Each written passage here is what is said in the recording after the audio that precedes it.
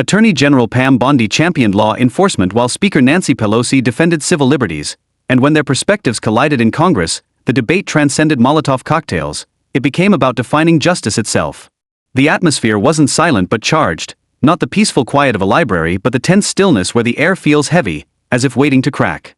The Rayburn House office building in Washington had witnessed countless heated exchanges, but this morning seemed different. Bondi entered confidently, hair tightly secured, expression unreadable, heels striking the polished floor rhythmically. Some described her as calculating, others as courageous. Either way, she was about to confront someone equally formidable. Speaker Pelosi, already seated, reviewed a substantial binder of materials, marker in hand. Her assistants hovered nearby, whispering information. She dismissed them with a gesture. The topic, whether Molotov cocktail attacks targeting Tesla dealerships nationwide should be classified as domestic terrorism, not your typical headline, but in recent days, it had become the headline.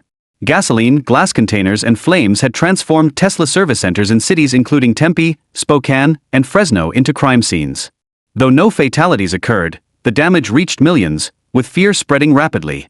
Span cameras were rolling, journalists filled their seats, and a few citizens observed from the back, mostly quiet, their attention shifting between Bondi and Pelosi like spectators at a championship match. Chairman Dale Rossner, who attempted to maintain orderly proceedings, called the session to order. He barely completed his introductory remarks before Bondi requested permission to speak. "Madam Speaker," she began steadily, "I believe we can all acknowledge that when organized individuals arrive with improvised explosives and burn businesses at night, we're not discussing simple vandalism anymore. We're addressing terrorism, period." A murmur rippelt trug se Chamber. Pelosi didn't immediately look up, turning a page before raising her head slowly, her expression somewhere between disbelief and amusement. "You're equating a broken window and scorched bumper with a weapon of mass destruction?" she questioned. "That's excessive." Attorney General Bondi remained composed. "It's not just about a bumper. It's about intention. It's about the expanding pattern and the message they're conveying to business operators across this country that they're unsafe." Pelosi closed her binder firmly. "And what message are you transmitting when you label every demonstration as terrorism? When you treat political frustration as criminal conspiracy?" The room tensed further. Even Rossner leaned back. This wasn't a discussion anymore, but a collision. Several rows behind them, Representative Tony Morano whispered to his aide, "This will explode online before she even concludes." His aide nodded, already typing. He was correct, because outside this building, Twitter was already consuming it. The hashtag Tesla terror had been trending for days, half the country angry that Bondi had overreached, the other half insisting she hadn't gone far enough. Inside, tensions escalated. Bondi leaned forward. "Let me ask you something, Speaker. If someone throws a Molotov at your office, do you call it protest or terrorism?" Pelosi responded without hesitation, "If someone throws it claiming my name, I call it a setup." With that, the room erupted in soft gasps and subdued conversations. Bondi raised an eyebrow, Pelosi crossed her arms. There was no shouting yet, but the words were sharp enough to slice cleanly through the atmosphere. This wasn't merely debating legal definitions. It concerned what America was becoming, a country where the boundary between criminal and political was increasingly blurred daily. But Bondi wasn't finished, and neither was Pelosi. This was just the beginning. It started with flames, not words or rallies, just fire. The initial attack occurred in Santa Rosa, California. A Tesla service center ignited around 2:30 a.m. on a Tuesday. Surveillance cameras captured 3 masked figures throwing glass bottles over the fence, each containing gasoline and lit with oil-soaked rags. The explosions didn't destroy the facility completely but conveyed a clear message: scorched metal, cracked windows, melted rubber. Nobody was injured, but that wasn't the objective. By that week's end, 2 more locations had been targeted, one in Albuquerque, another in Fort Lauderdale. Same methodology, no suspects, no statements, just damage without explanation. The public struggled to interpret it. Some blamed eco-extremists, others accused labor organizations frustrated with Tesla's anti-union stance. Then wild theories emerged: foreign agents, false flag operations, rogue insiders. None gained traction, but something deeper took root: paranoia. Within the Department of Justice, Pam Bondi was already monitoring the situation. A former state prosecutor familiar with controversy, she'd established her reputation prosecuting corporate fraud and human trafficking. But this differed. It wasn't about money but fear. She recognized a pattern too specific to disregard. She began requesting files, contacting local jurisdictions, examining arrest records, social media discussions, encrypted forums. What she discovered troubled her. Online chatter abounded, nothing explicit but coded messages about disrupting capitalist networks and striking vulnerable points. One post mentioned a red hour, a coordinated plan to target multiple locations simultaneously. That day never materialized, but the discussion sufficed.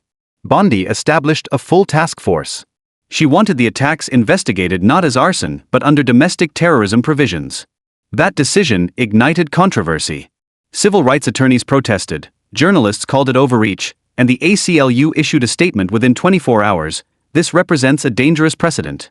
Wie in Dissent geht's labelt Terror. Demokratie beginnt zu suffocate. But Bondi doubled down during a press conference outside DOJ headquarters. When you hurl firebombs at private enterprises across state boundaries, that's not civil disobedience, that's domestic terrorism, period. Back in Congress, that statement became ammunition. Pelosi's team excerpted it, framed it, and utilized it to construct their argument. A legal overstep, they claimed, a scare tactic, a threat to protest rights. They weren't alone in their concern.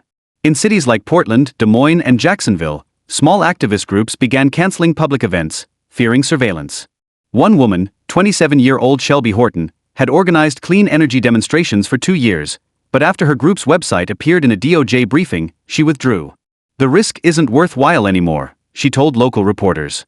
I simply wanted to raise awareness about emissions, not end up on a watch list. Within political circles, Bondi's strategy created deep divisions. Conservative representatives rallied behind her, saying it was time for stricter measures. Progressive lawmakers warned this represented creeping authoritarianism. But the genuine tension simmered behind closed doors, especially between Bondi and Pelosi. They'd clashed previously regarding immigration enforcement, federal policing, and judicial appointments, but this touched a nerve. Pelosi viewed the DOJ's action as a power grab. Bondi interpreted Pelosi's resistance as weakness confronting genuine danger. That's why the hearing had been scheduled, not merely to investigate the attacks but to determine what response the country would accept. Firebombs on streets, political firestorms in congressional halls.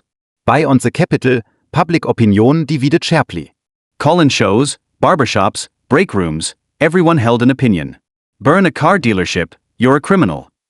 No man, you're pushing people too far, and they're reacting. She's protecting us. She's weaponizing fear.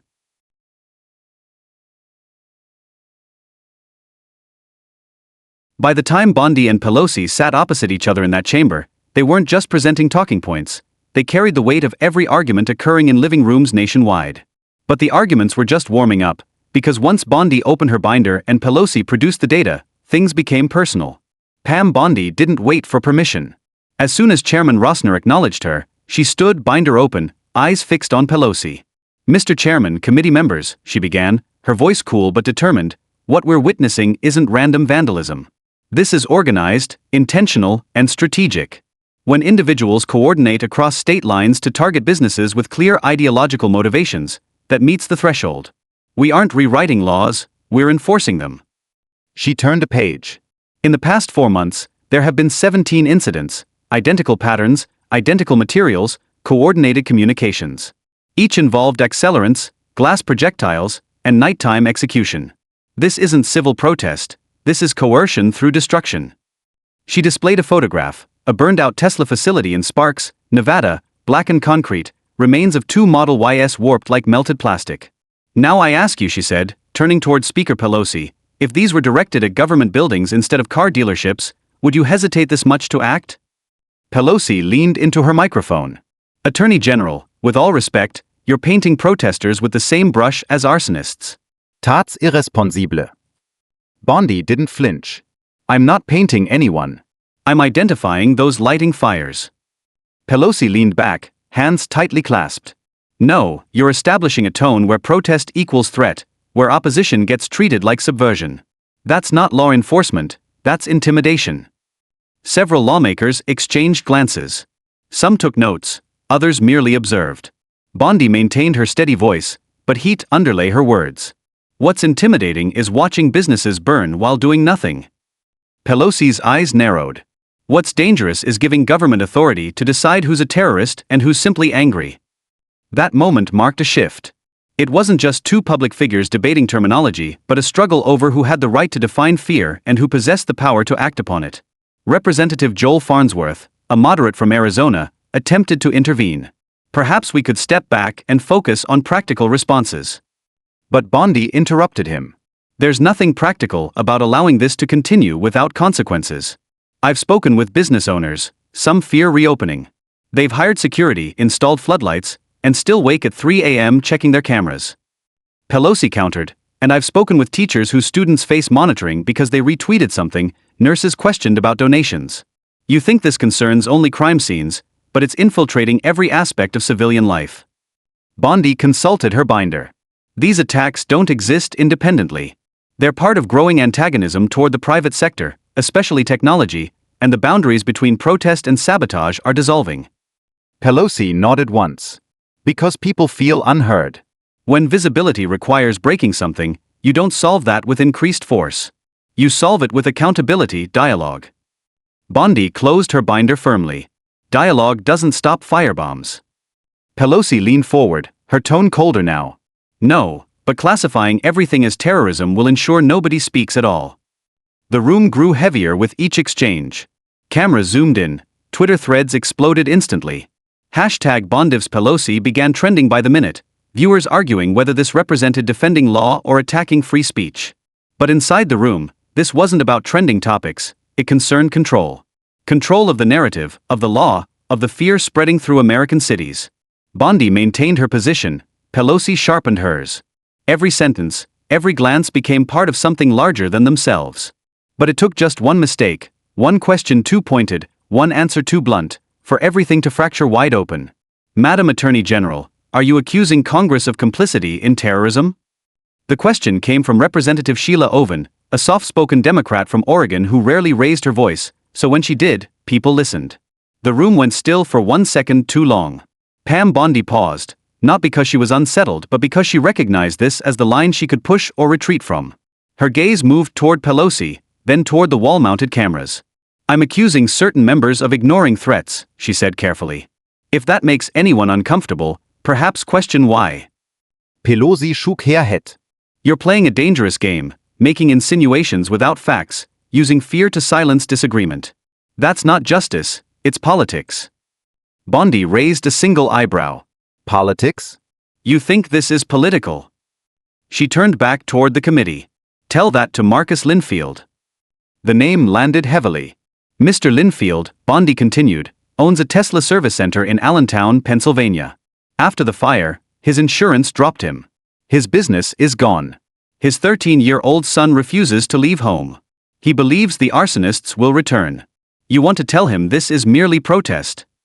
Pelosi didn't flinch, but her tone lowered. And do you know what else Marcus Linfield told local reporters last week? That he wished the government would stop using his suffering to score points.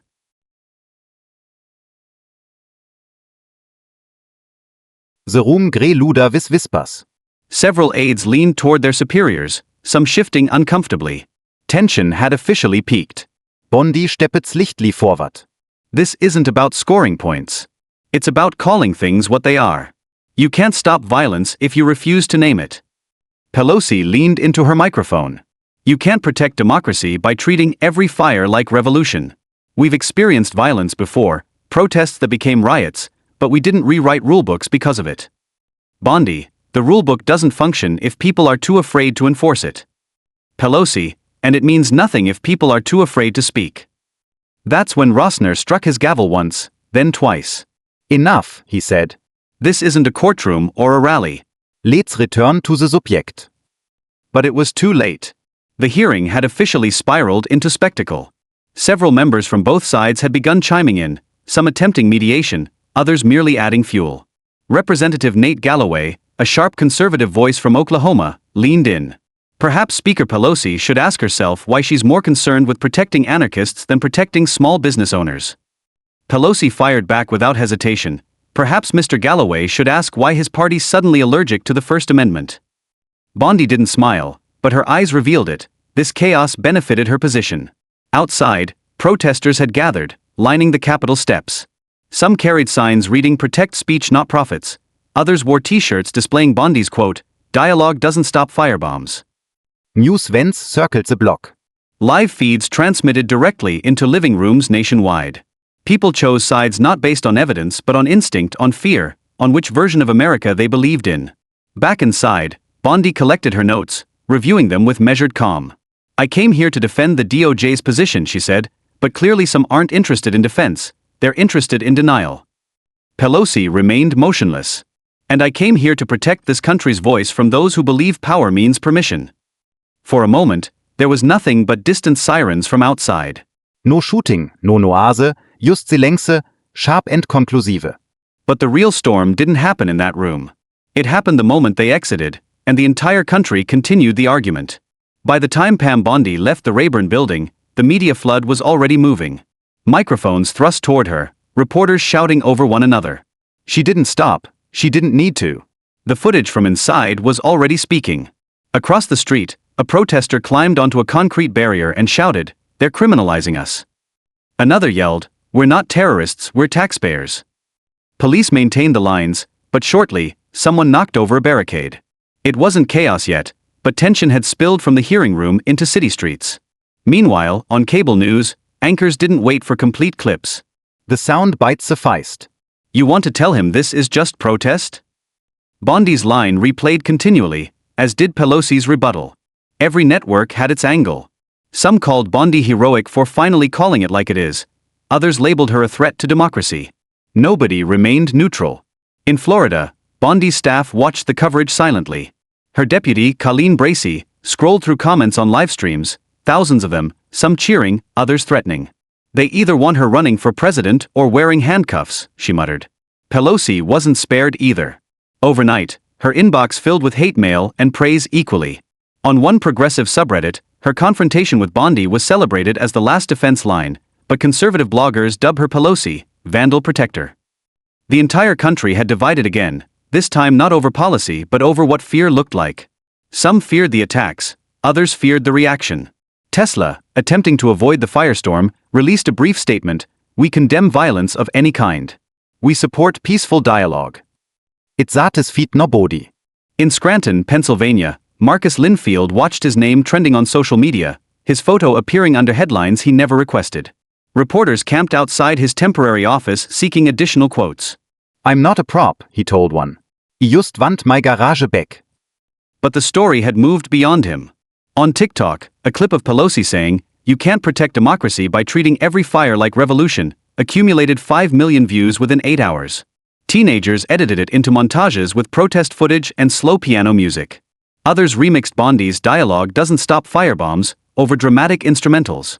It was no longer just about Tesla, it concerned what America meant to people, what justice looked like, who deserved protection, and who faced punishment. At a Kansas City university, a professor canceled his lecture on 20th century civil movements to discuss the hearing instead. "This is history repeating," he told his students. Different Names, same Tension. That night in Dallas, protesters held a silent vigil outside a Tesla showroom. No chanting, no signs, just candles in glass jars, each labeled with a city: Santa Rosa, Spokane, Fresno, Allentown. A quiet message, but it got overwhelmed online.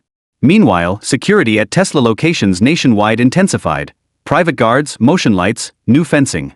Workers inside avoided politics, they simply wanted their paychecks and peace. At the Department of Justice, Bondi worked late, alone in her office. She replayed hearing segments without sound, observed her own face, watched Pelosi's, read the closed captions. She didn't smile, just took notes. Pelosi, back at her Capitol office, sat with her chief of staff, a single light illuminating an otherwise dark room. She stared at the television, lips pressed together, arms crossed. The volume was off there too. Neither had truly won, because now the country wasn't just arguing about what happened, it was arguing about what followed.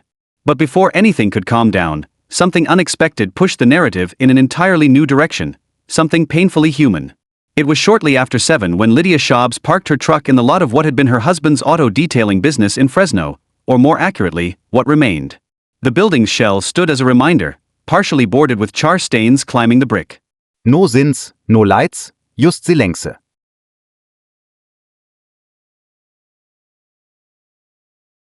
Her husband, Arturo, had been rebuilding the shop for years, piece by piece, paycheck by paycheck. He poured concrete himself, added a small break room behind the main building, hired 2 neighborhood teenagers to help weekends. Then it vanished in one night. No arrests followed the fire. There were no clear suspects. Just a Molotov thrown through a side window around 2:15 a.m. Security footage was too blurry to identify anything beyond a hooded silhouette and flame. Arturo avoided politics, distrusted government, wanted no involvement. But now reporters appeared at their doorstep, asking his thoughts on Bondi's statements, on Pelosi's reaction, on being referenced during the hearing. He didn't answer them. He just stood among his shop's ruins, staring at the floor where his workbench once stood. Lydia, however, had opinions. They don't know us, she told one reporter's microphone. They've never stood in a burned building trying to figure out next month's rent. They're using our pain to win arguments. Arturo didn't disagree but refused to speak on camera. He just shook his head and returned to the truck. Over in Sacramento, Shelby Horton sat at her kitchen table, scrolling through her laptop. The alert from her group's website chimed again, another takedown notice. Her grassroots collective had never engaged in violence. They organized peaceful demonstrations promoting clean transportation. But now they were flagged.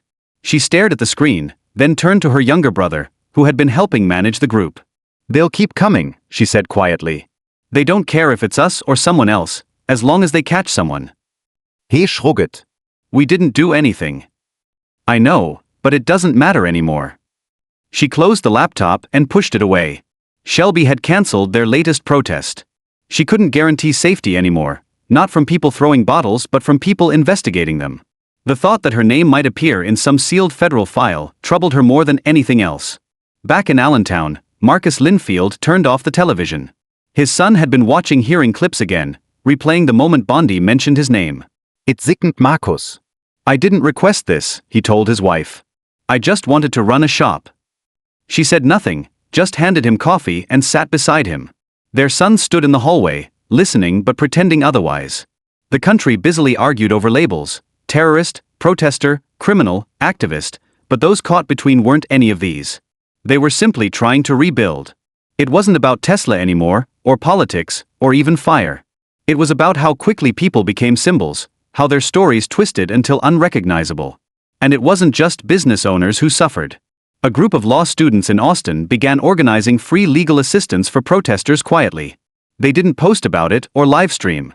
They met in basements and garages because they'd seen what happened to others who spoke too loudly. Amid headlines and hashtags, one flyer appeared at local libraries and community centers across different cities. No name, no organization, just a single sentence: this doesn't end in courtrooms. It ends when we stop trying to win and start trying to understand. But understanding would wait, because final statements from Bondi and Pelosi were still coming, and they had one last round to play. 3 days later, both women stood before separate podiums, in separate cities, on separate networks, but the country watched them as if they shared a screen. Pam Bondi was in Tampa, addressing law enforcement officers and local officials. She maintained the same composed expression she'd carried throughout the hearing. Her voice remained steady, measured, almost instructional. When we discuss terrorism, she said, we're not targeting peaceful Americans. We're addressing intent, strategy, and fear. If that makes people uncomfortable, perhaps we should ask tougher questions. She paused. I didn't accept this position to win Twitter arguments.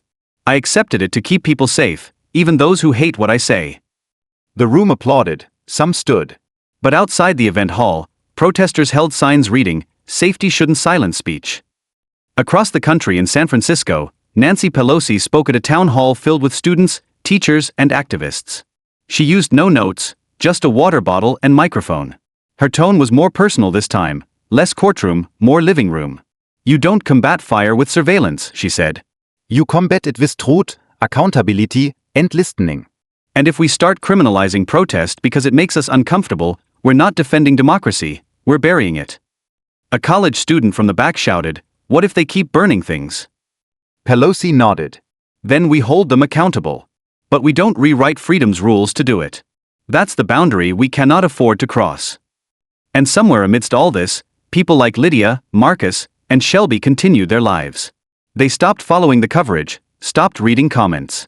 They simply tried to rebuild in a country that had transformed their experiences into talking points in a national dispute. Pam Bondi resumed work, so did Pelosi. No one declared victory, no formal statement concluded the matter. But something had changed, not just in politics but in how people listened. For every viral clip, there was a dinner table conversation. For every protest, someone quietly asking, "Wait, What's really happening here? Ultimately, it wasn't law that brought clarity but the stories between the damaged businesses, the quiet protests, the cancelled plans, students organizing discreetly in basements, families navigating grief through all the noise. And perhaps that's what America keeps forgetting, that behind every issue, every headline, every heated debate, there's a person, a family, a name. When those get lost in the noise, everyone loses, because justice isn't a microphone, it's how we treat people when nobody's watching. If this story evoked feelings, anything at all, take a moment to consider your reaction in that room. Would you side with fear, with freedom, with law, with protest, or would you listen? That part's your choice. If you want more stories that penetrate beneath headline surfaces to reveal what's genuinely happening, subscribe. We have more coming. Real voices, real stakes, no spin.